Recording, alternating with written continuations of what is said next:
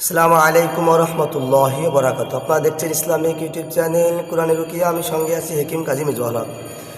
আজ যে প্রসঙ্গে কথা বলবো, জিন এবং জাদু যদি রক্তের সাথে মিশে যায় আপনারা কীভাবে চিকিৎসা করবেন। জিন জাদু যদি রক্তের সাথে মিশে যায় সেটা চিকিৎসা করার জন্য আপনার কোথাও যেতে হবে না। জিন জাদু রক্তের সাথে মিশে গেলে এটা কিন্তু কবিরাজ এবং রোগীর ধৈর্য ধারণ করতে হয়, ধৈর্য ধরে চিকিৎসা করতে হয়। অনেক সময় কবিরাজের কাছে গেলে এটা ধৈর্য ধারণ করতে পারে না রোগীরা, এবং কবিরাজও ধৈর্য ধারণ করতে পারে না। তার জন্য বলছি নিজে ঘরে বসে চিকিৎসা করতে পারবেন, 100% কাজ হবে ইনশাল্লাহ।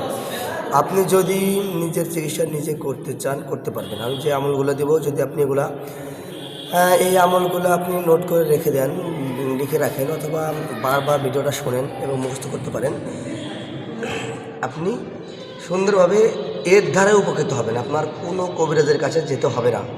রক্তের সাথে জিন আবার জাদু কীভাবে মিশে যায়, আমরা সর্বপ্রথম একটি কথা বলবো। জিন যদি আপনার পিছনে লেগে থাকে, আপনার পিছু নেয়, আপনি অথবা বুঝতে পারতেছেন না, সে আপনার শরীরেও কখনো হাজির হয় না, ঘুমের মাধ্যমে বারবার আসে যাওয়া করে, ঘুমের মাধ্যমে ভয় দেখায়, কিছু খাওয়ায়। জিন যখন আপনার পিছিয়ে লাগবে, সে কিন্তু আপনার ভালো করার জন্য আপনার পিছনে নেয়নি, সে আপনার ক্ষতি করার জন্য বারবার চেষ্টা করবে। 24 ঘন্টা আপনার পিছিয়ে লেগে ক্ষতি করার চেষ্টা করবে, ঘুমের মাধ্যমে আপনাকে জাদু করে রেখে যাবে।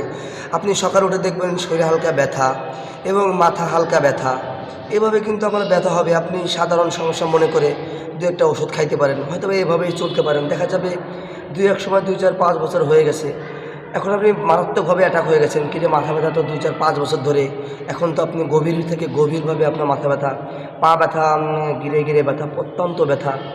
সেক্ষেত্রে কিন্তু আপনি যখন কবিরাজ অথবা ডাক্তারের কাছে যাবেন, ডাক্তারের ওষুধে কাজ হবে না, সেটা আপনি কবিরাজের কাছে যাবেন, তখন চেকে একসময় ধরা খাবে যে আপনার জিন জাদু রক্তের সাথে মিশে গেছে।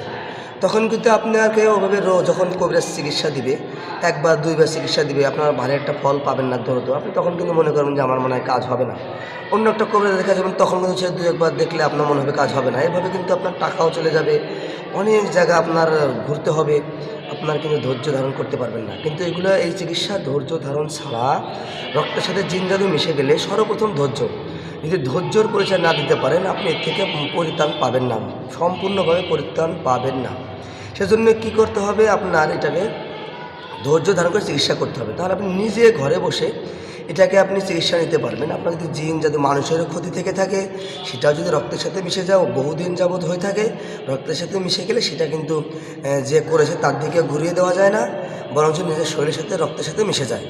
আপনি কী করবেন, আপনি সর্বপ্রথম যদি কোনো গুনায় লিপ্ত থাকেন, সর্বপ্রথম সমস্ত গুনাহ থেকে ফারেক হয়ে আপনি আল্লাহ সুবহানাহু ওয়া তাআলার সাহায্যে চলে আসবেন, 5 ওয়াক্ত নামাজ পড়বেন। যদি কোনো নিষেধদ্রব্য পান করেন, সেটা ছেড়ে দেওয়ার চেষ্টা করবেন।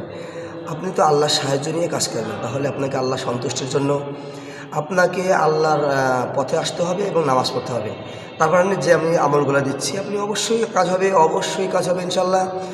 আপনি কি করবেন, নামাজের পরে প্রতিদিন যে কোনো এক টাইমে আপনি পানি নেবেন, এবং অলিভ অয়েল তেলটা নিলে সবচেয়ে ভালো হয়। আপনি অলিভ অয়েল তেল নেবেন এবং পানি নেবেন। আপনি কি করবেন, এই পানিটাকে 7 বার দুরূদ ইব্রাহিম 7 বার পাঠ করবেন।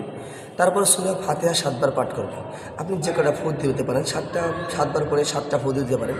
তারপর আপনি যেমন আয়াতুল কুরসি 3 বার পাঠ করবেন, 4 কুল 3 বার পাঠ করে পানিতে ফু দিবেন। লাস্টে আবার দুরূদ শরীফ 7 বার পড়ে পানিতে ফু দিবেন।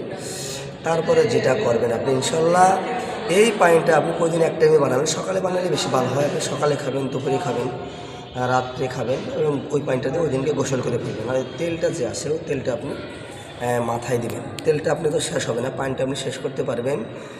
তেলটা যেটা করবেন, আপনি রেখে দিবেন, মাথায় দিবেন। রেখে দেওয়ার পরে পরের দিন আবার একটু পানি নেবেন, ওই তেলটাই আবার পুষে নেবেন।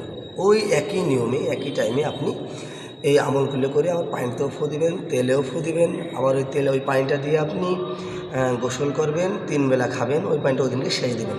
এভাবে 21 দিন করবেন। তেলটা কিন্তু আপনার শেষ হবে না, তেলটা আপনি প্রতিদিন মাথায় দিয়ে রাখবেন। 21 দিন কিন্তু তেলটা পরে 21 দিন এইভাবে পানিটা বানিয়ে আপনি খাবেন। ইনশাল্লাহ যত রকমের শক্তিশালী জাদু হোক, যত রকমের শক্তিশালী জিন হোক, আপনার রক্তের সাথে মিশে আসে, সে ওখান থেকে পালাতে বাধ্য হবে, না হলে ওরা জ্বলে পুড়ে মরে যাবে। যদি সে ওখান থেকে না পালিয়ে যায়, সে জ্বলে পুড়ে মরে যাবে। যদি ভিডিওটি ভালো লেগে থাকে, কোন ধরনের ভিডিও চান, লাইক কমেন্ট করে জানিয়ে দিবেন, লাইক দিবেন, শেয়ার করে দিবেন।